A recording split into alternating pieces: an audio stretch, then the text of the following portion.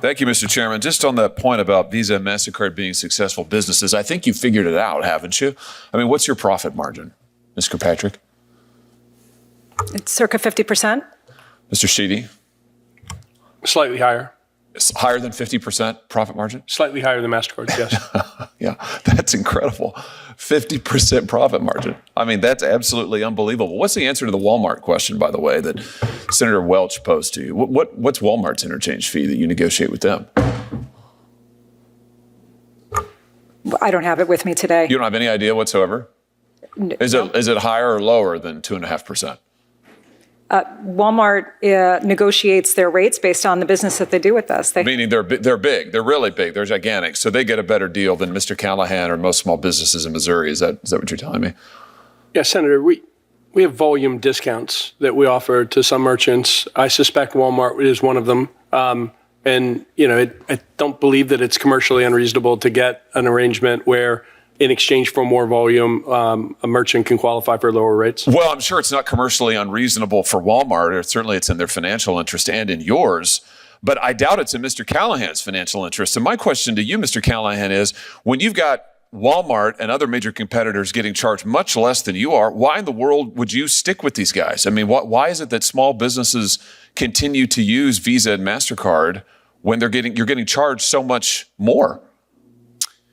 It's in my opinion, it's a matter of convenience for the customer, and customers matter to our business. Maybe is it because that Visa and MasterCard are effectively monopolies? They control 80% of the market? Certainly part of the 80% of the market? I'm just having a hard time understanding, Mr. Sheedy and Ms. Kirkpatrick, you have a business model. You're making over 50% profit margin. You are able to give the shaft to small businesses.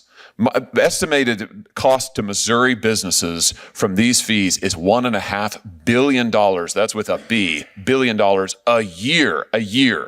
Why aren't all of these businesses running away from this model? Because they don't have a choice, because you control so much of the market. This is classic monopolistic behavior. And yet your testimony here today is you don't want any competition. You have 80% of the market, but you don't want any more competition. I'm having a hard time finding that position defensible, let alone sympathetic. I mean, it's unbelievable the amount of money that you're making. It's unbelievable what you're charging small businesses and consumers, and yet your testimony is, please, we can't possibly have any competition. I mean, let's talk about what you're doing to consumers who hold your cards. Last year, as I understand it, there were 726 million Visa and MasterCard credit cards issued in the United States. That's about 2 for every 1 person in the United States of America. Do either of you know how much debt is owed on your networks, Ms. Kirkpatrick? We're not the bank, so we don't have visibility into that information. We also don't generate revenue from interchange. Oh, okay, you have no idea. Mr. Sheedy, do you know? I don't know. Well, let me help you out. Let's have a look. It's $1.17 trillion. $1.17 trillion is what consumers now owe on your credit card networks. Do either of you know what the average interest rate is on your networks? Mr. Kirkpatrick? Oh, Senator, we're not the bank. We don't set the interchange. I know, we don't set the rates from it, and you know. Do you know what it is? This is your business model. We don't collect revenue from interest rates. Do you know? I don't, Senator. I mean, do either of you read the newspaper? Forbes magazine just estimated last week that the average credit card APR in your networks is 28.75%. Average. 29%, let's call it. 29%. It's nearly doubled in the last 4 years.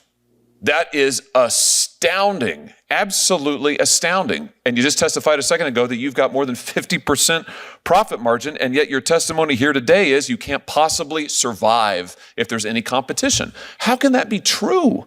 How can that be true?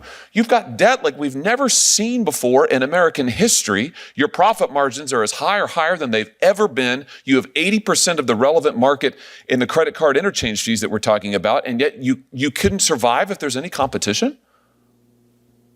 What am I missing?